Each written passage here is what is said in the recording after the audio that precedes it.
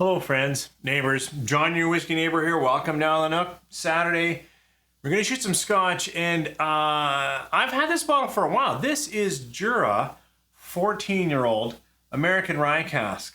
Well, that's what they said, American Rye Cask. And so I haven't talked to you guys about a Jura for a really long time. And there's lots of reasons. Maybe I'll get into some of those, but we'll certainly get into this bottle.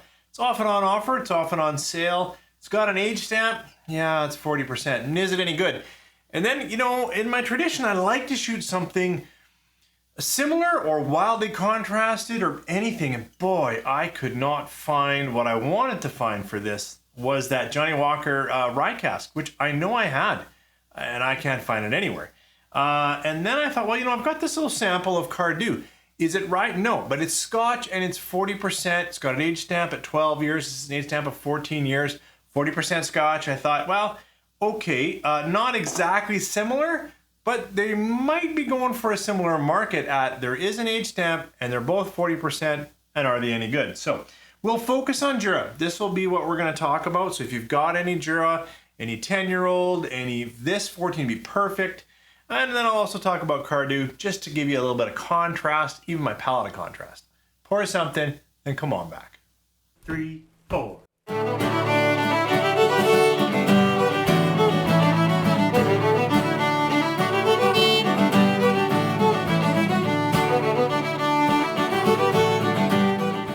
Well, thanks for coming back. You know, as I said in the opener, I got this Jura a while ago. I didn't talk to you guys about it. I think it got kind of pushed to the back, to be honest. And then now when I redid the Nook, it came out to the front. So we got it here before it's gone. What is this Jura 14 like? Well, you know, the Palate of Jura, its own place, have been putting out liquid for quite a while. And I understand from friends across the way that Jura's often on offer in the UK. So that's interesting. So I think they are actually kind of a high volume Scotch producer. Not over here. I see a lot of Jura, but I would not say it's high volume. This particular release, you know, says on it here and on it here that it's made up of ex-bourbon. I don't know where to put this stuff. It feels unbalanced if I put it way over here, but let's go there, I guess. That it's ex-bourbon and ex-rye casks. It doesn't talk about how long in each. I imagine majority, so, you know, probably at least 12 years ex-bourbon, or they could be doing portions, but I can't imagine they'd age something 14 years in an ex-rye cask, but maybe they did. It doesn't really tell us. There is some information. I saw that on Whiskey Lock and got out my magnifying glass, and sure enough, on the coloring that you can't read on the back, it actually says that it's colored. It says it in German because they have to in German. So that's interesting. So it's clearly with coloring, and it's 40%. So I'm positive it's chill filtered. So it's got a lot of knocks. It's chill filtered, it's colored, not enough information about the casking, and it's released at 40%. Still, if the whiskey is good, I am one that will tell you that and enjoy it and buy it again. I can handle a 40% whiskey, but let's see what this Scotch says on the nose. Sweet, light, a little bit toffee. I'm switching hands because I think I did a little cleaning, and I've got a little cleaning solution on my one hand, and that's definitely not coming off this. I have had it enough to know what I should be getting. Well, today I'm getting... Boy, it's really leaning into its ex-bourbon. You know, their ex-rye, I would expect a little more hay, a little more grass, a little more dust. It's got a slight lemon to it, which I don't usually get out of ex-bourbon. It's got maybe a slight vegetable note. Maybe that's the rye. Light pepper, light mustiness. No, I don't mind the nose. There at the end, like really at the end, maybe got a little more grass, which is, I would say, would be coming from rye, but it's not up front. Up front, it really noses like a soft ex-bourbon Scotch. Let's try it on the palate. Sunshine.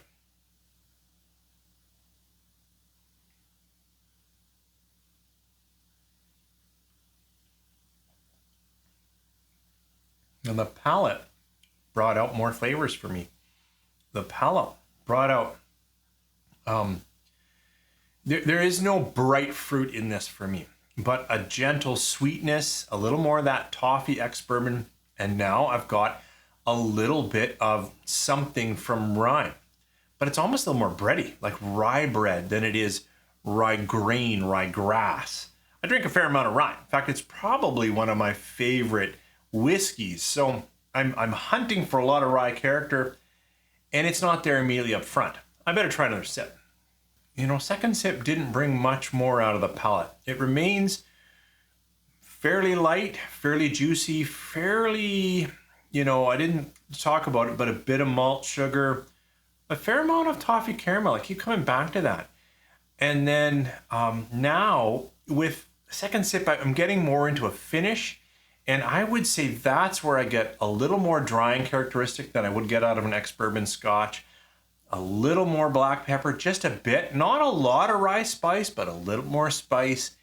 And a little bit more drying finish. Drying, slightly grassy, rye bread finish. So I suggest that up front, this is going to come out like a pretty soft blended Scotch. Now it's all malt, single malt, so it doesn't have any grain, but it has that kind of soft impression. It almost drinks a bit like a blend to me. I want to say though that I don't hate this Scotch. And I know several of you probably would be disappointed with me for saying that. Fair enough. Let me know why that is. But most of the Juras I've had have really not been that great. And they're not getting any better, it seems, except for maybe their higher expensive stuff. But it's so hard to put out a lot of money when you don't like their entrance level. Like, at least there's got to be something at the entrance. You're like, okay, that could be good. Now let's get rid of the coloring and knock up the percentage and give us something that makes it worth more. This 14-year-old's got an age stamp. Got it for $52 Canadian. I think at Highland, that one by the Italian Center near West End. Anyways, it was a reasonable price for an age stamped Scotch. This would be an easy Scotch to pour in a group, and I think people would like it because it's generally sweet and caramelly, and it's got a little interesting thing going on the finish. It's not going to kill you. Not bad. Star rating, 3.5. Casual rating, it's going to rate higher. It's not a bad Scotch. All right, as you know, I like to shoot comparison Scotches, even just for my palate. It might tell me a bit more about how this Jura holds up. And I had nothing on the shelf. I thought I had a Johnny Walker that was a Rye Cask finish. I'm positive I had a bottle, but I couldn't find a review of it with you guys. Couldn't find it anywhere, so that's odd. This is Cardhu, a very popular single malt Scotch. Every time you look it up, it's going to tell you it's the most popular single malt Scotch in Spain. I really don't know if that's true, but it's all over the web. It's 12 years, so it's got an age stamp. You know, a little younger than 14, it's got an age stamp. But it's 40%. So I'm assuming all of the things, you know, chill filter, colored, all of the stuff. So that puts it in a similar camp, I feel, to this Jura. Colored, filtered, 40%. Now, it certainly wouldn't have Rye Cask. I've got to do it on my left hand. I didn't realize till I started shooting with you guys that this morning's Juras is a little bit on my hand, and that's a problem when you're trying to tell you about a Scotch. I can't really zoom into the bottle. Sure, I'll put it there, but I can't imagine the camera is going to give you anything to see about Cardhu. Got a bit of a story on Cardhu, actually. It was one of the bottles that some staff gave me early on in my journey when they realized I was a Scotch drinker. Let's get back into this. Let's try Cardhu 12 on the nose. You know, this actually is brighter and does have more lemon curd in it. So I have to take back what I said. I do get lemon off some essential Scotches. Interesting enough, a lot of Islay Scotches, if I get past the peak, give me more lemon. This is, yeah, it's bright. It's a little green apple, a little lemon. So the nose is far brighter. Okay, now in comparison, I can get a little bit of rye grain in there and a little bit of spice. Whereas this is lighter, fruitier, more lemon curd. Let's try this Cardhu on the palate. Slodja. Boy, some of the things I said about the 14-year-old applies here even more. This is really soft on the palate. Maybe it's that I haven't had a 40% in a while, but this has almost no edges. This is just soft, soft, soft, really gentle malt. Even that brighter nose that I was saying to this, that bright, like, oh, this nose is pulling me in, almost lost in the palate. This is almost a nondescript malt, but that's probably what they're going for. It's absolutely one of the most gentle malts I've had in my palate for a long time. This is pour and talk to friends and not really notice what you're pouring.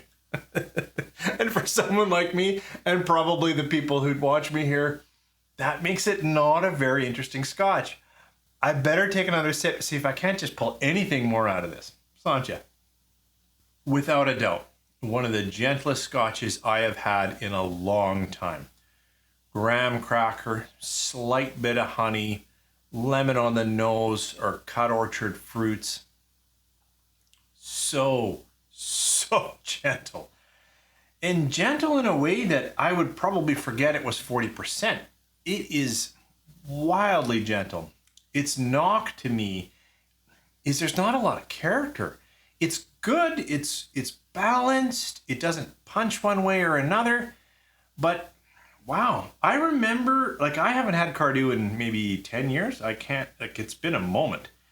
And I thought, like, I remember liking it, like thinking, like, I've had it on my mind to get another bottle because I'm like, boy, I remember really liking that Scotch. Where I am in my journey right now, this is far too gentle and just background malt. Now that said, now that I've had this, it's going to become potentially a recommendation for someone who says, I just want to know what Scotch tastes like versus bourbon. The reason why I'm saying that is so many people, oh, they're long finish. I've got a tiny bit of spice. Very welcome. I didn't get any of that, and I was worried nothing was going on. You know, most people enter with a Glenlivet or a Glenfiddich 12. They're on offer here all the time for very low cost. And they're okay. And they like, I would shoot this against a Glenfiddich 12 for me, because that's often a recommendation. I'm like, oh, nothing wrong with that. You know, try it in a bar, because they're in every bar. This is nicer. Actually, Glenfiddich, I don't mind. It's got a little more flavor. This one's a little softer, a little gentler, a little... now that I'm saying it's popular in Spain, I've had the good fortune 34 years ago of being in Spain, and I would love to be in Spain with some of the food I had there on some of the patio or decks or whatever it was. We always seem to be outside and enjoy this Scotch. I bet it would pair lovely with the Spanish countryside. So that's good. It's 3.5. That's 3.5. This actually has a little more character, has a lot more fake coloring. And has some interesting rye bready notes that just makes it different. And I guess I'm on a different journey. If you're looking for soft, gentle Scotch, this Cardhu is a better Scotch. Thank you for joining me here. Ignore all my ratings. I'm off today, especially with this cleaning solution. Have you guys ever had Jura 14, specifically the Rye Cask? What did you think? In my memory, although I can't find the bottle or notes on it, is that I like the Rye Cask of Johnny Walker a bit better. A bit more character. And this Cardhu, if you had it as a favorite of yours, I think there's quite a few people that do say that. What do you think of that? Thanks for joining me. You guys have a great weekend.